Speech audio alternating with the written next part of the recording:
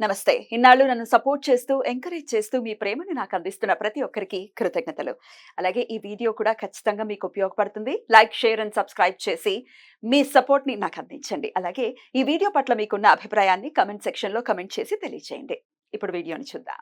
నమస్తే. Welcome to our channel. నేను పద్మిని. ప్రస్తుతంతో పాటు ప్రముఖ ఆస్ట్రాలజర్, హస్త సాముద్రిక నిపుణులు, దుర్గా ఉపాసకురాలు శ్రీమతి పద్మశ్రీ గారు మనతో పాటు ఉన్నారు. మాట్లాడదాం. నమస్కారం అండి. నమస్తే అమ్మా. లక్ష్మీపుత్రులుగా పిలువబడేటటువంటి మార్వాడీలు మన వైశ్యులు కూడా మంచి లక్ష్మీపుత్రులుగా చెప్తూ ఉంటారు వైశ్యాస్ని. చాలా ప్రేమగా కూడా ఉంటారు. అన్నం పెట్టడం అంటే వీళ్ళ తర్వాత ఎవరైనా అంత చక్కగా పెడుతూ ఉంటారు. రైట్. ఇక మార్వాడీల విషయం ఒకసారి మాట్లాడుకుంటే అసలు ఏమిటండి బాబు, తాండవిస్తూ ఉంటుంది లక్ష్మీదేవి. ఏం చేస్తూ ఉంటారు? కనికట్టి ఏంటి వాళ్ళు చేసేది? బిజినెస్ ఏదైనా చూడండి, ఎంత చిన్న బిజినెస్ అయినా డెడికేటెడ్ గా వర్క్ ఖచ్చితంగా చేస్తారు. లక్ష్మి అనుగ్రహాన్ని కూడా అలాగే పొందుతారు. ఇంకేమైనా మ్యాజిక్స్ ఏమైనా చేస్తూ ఉంటారా? ఏమైనా ఉన్నాయా తెలిసినవి? చిన్న చిన్న టిప్స్ వాళ్ళు చాలా అద్భుతంగా పాటిస్తారు. అంటే మార్వాడీస్‌లో అసలు డబ్బు నిలవడానికి ముఖ్యమైనటువంటి పాయింట్ ఒకటి ఏం చెప్పుకుంటాం, వాళ్ళలో క్రమశిక్షణ, నిబద్ధత. అలాగే వాళ్ళు కొన్ని ఆచార వ్యవహారాలు అనేది ఖచ్చితంగా పాటిస్తారు. ప్లస్ వాళ్ళు ఏంటంటే ఈ ఆచార వ్యవహారాలు, పూజా పునస్కారాలు ఎంత చేస్తారో అలాగే వారు ఏంటంటే ఇప్పుడు దైవత అనుగ్రహం అయినటువంటి అంటే దైవానికి దగ్గరలో కూడా అలాగే ఉంటారు. వాళ్ళు చక్కగా రోజు కూడా కుటుంబం కూడా సహకుటుంబం కూడా పొద్దున్నే సూర్యోదయానికల్లా లేచి మొత్తం ఇల్లు వాకిళ్ళు అన్ని కూడా శుభ్రం చేసుకొని చక్కగా దేవతారాధన చేసుకుంటారు. చక్కగా వాళ్ళు ఏంటంటే గోసేవ చాలా అద్భుతంగా చేస్తారు.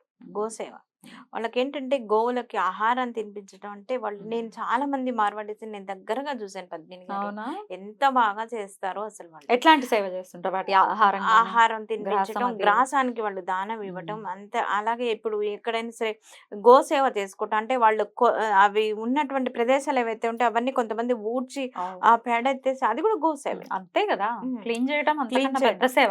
అసలు అన్నిటికన్నా పెద్ద సేవ చేస్తారు వాళ్ళు. ఒక్కొక్కళ్ళు ఎంత పెద్ద సేట్లు అంటే పెద్ద పెద్ద బిజినెస్ చేసేవాళ్ళు ఆ గోమాత సేవ అనేది చేయడం అనేది నాకు ఆశ్చర్యం కలిగిస్తుంది. మనమైతే చేయగలమా? నామోషి కదా, బోల్డ్ చాలా నామోషి ఫీల్ అవుతుంది. అందుకే మనకి డబ్బు నిలవదు. మన వాళ్ళలో చాలా మంది ఇబ్బంది పడుతుంది. వాళ్ళల్లో చూడండి ఎంత చిన్న స్థాయిలో ఉన్న వాళ్ళైనా సరే ఖచ్చితంగా దైవత అనుగ్రహం, అమ్మవారి లక్ష్మీ కటాక్షం అనుభవిస్తూ ఉంటారు వాళ్ళు. అయితే ఇంకొకటి ఏంటంటే వీళ్ళు ఆడపిల్లల్ని చాలా బాగా చూసుకుంటారు. అవునా? చాలా బాగా చూసుకుంటారు, చాలా ప్రేమగా. వాళ్ళు ఆడపిల్లల్ని ఏమాత్రం కూడా తూలనాడరు, ఒక్క మాట కూడా తప్పుగా మాట్లాడరు. లక్ష్మీ స్వరూపాల్లాగా భావిస్తారు. వీళ్ళు అమావాస్య పూజలు చాలా అద్భుతంగా చేస్తుంటారు అనమాట. దీపావళి, అమావాస్య ఇవన్నీ కూడా అంటే ప్రతి అమావాస్యకు కూడా గోమాతకు ఇది చేయడం కూడా చాలా అద్భుతంగా కూడా చేస్తారు. అలాగే వచ్చిన ధనాన్ని కూడా జాగ్రత్తగా మనీ బడ్జెట్ ప్లాన్ తోని వాళ్ళు ఖర్చు పెడతారు. ఇక్కడ మెయిన్ అదే ఏంటంటే ఖచ్చితంగా ₹1 ఇప్పుడు వాళ్ళు ఏంటి బిజినెస్ లో ఖచ్చితంగా ఎంత తీసుకోవాలో అంతే తీసుకుంటారు. మార్చని వాడు పెట్టాడంటే రూపాయి కూడా తగ్గించాడు. అదే వాళ్ళ ఇంటికి వెళ్ళి ఏదైనా దాన ధర్మం అడుగు, వాళ్ళు చేస్తారు. బిజినెస్ ఇక్కడ దాన ధర్మమే పాటిస్తూ ఉంటారు. అందుకే వాళ్ళు అద్భుతంగా పైకి రావడానికి అవకాశం ఎక్కువగా ఉంటుంది అనమాట. మార్వాడీస్ లో ఇంకొకటి బ్యూటిఫుల్ టిప్ ఏంటంటే స్వీట్స్ ఎక్కువగా కూడా అమ్మవారికి నివేదన చేస్తుంటారు. అది కూడా చక్కగా హారతి ఉదయం సాయంత్రం సమయంలో ఉభయ సంధ్యల్లో కూడా ఇంటిల్లి పాది కూడా చక్కగా అమ్మవారి పాట పాడుకుంటూ చక్కగా హారతిస్తూ కుటుంబ సభ్యులు అందరూ కూడా పిల్ల జల్ల పెద్ద అందరూ ఒక దగ్గరికి చేరిపోయి చక్కగా పూజ చేస్తూ ఉంటారు అనమాట. అలాగే వీళ్ళు స్వీట్స్ ఎక్కువగా ఆవు నేతితో చేసినటువంటి స్వీట్స్ ని అమ్మవారికి నివేదనగా చేస్తూ ఉంటారు. దీపావళి పూజలు అద్భుతంగా చేస్తారు. అవును, అసలు తిరుగుండదు వాళ్ళు చేసే ఎంత అద్భుతంగా పండగ కూడా అలా చేస్తారు. ఇంకొకటి ఏంటంటే వాళ్ళు శుక్రవారం రోజు శుక్రహోర ఉంటుంది కదా, ఉదయం 10 గంటల నుంచి 10:30 అది రాహుకాలం. పొద్దున్న 6 to 7 ఆ టైంలో చక్కగా వాళ్ళు ఏం చేస్తారంటే గోధుమ పిండి అలాగే పంచదార 2 మిశ్రమంగా తీసుకెళ్ళి దేవాలయంలో ప్రదక్షిణాలు వాళ్ళు చేసేటువంటి పూజలు దాన ధర్మాలు అవన్నీ చేసుకున్న తర్వాత ఆ కవర్లో తీసుకెళ్ళినటువంటి ఆ గోధుమ పిండి చక్కెర ఏదైతే ఉంటుందో దాన్ని చక్కగా నల్ల చీమలకు ఇలా ఆహారంగా వేస్తారు. అది ఎంత బ్యూటిఫుల్ రెమెడీ అంటే గోధుమలు అంటే ఇక్కడ ఎవరు బుధుడికి మనం చెప్తాం, అలాగే సూర్యుడికి అమ్మవారు చక్కెర చెప్తారా గోధుమలు? అంతే కదా. ఇప్పుడు సూర్య భగవాన్ ఎవరు? విష్ణుమూర్తి స్వరూపమే. అంతే కదా. ఉమ్. అయితే ఇప్పుడు ఏంటంటే ఈ బుధ గ్రహం అలాగే విష్ణుమూర్తికి ఉమ్. గోధుమ పిండి అంటే ఉమ్. మనం సత్యనారాయణ వ్రతం చేసుకుంటాం అనుకోండి, ఉమ్. ఏం ఉపయోగిస్తాం? గోధుమ రవ్వ, గోధుమ పిండితో చేసినట్టు. అంటే ఏంటి అక్కడ బుధ గ్రహానికి అధిపతి, మళ్ళీ అలాగే మన రవికి సూర్యుడికి కూడా విష్ణుమూర్తి ఉమ్. అధిదేవతగానే చెప్తూ ఉంటాం. ఉమ్. విష్ణు ఆరాధన చేయడం వల్ల కూడా రవిగ్రహ ప్రీతి కలగటానికి కూడా ఆస్కారం. అని చెప్తాం. అంటే సాక్షాత్తు శ్రీరామచంద్రమూర్తి యొక్క అంశ, ఉమ్. అంటే ఉమ్. సూర్య భగవానుడే వాళ్ళ కులదేవత. ఉమ్. అంటే ఏంటి, ఆయన విష్ణు భగవానుడు ఉమ్.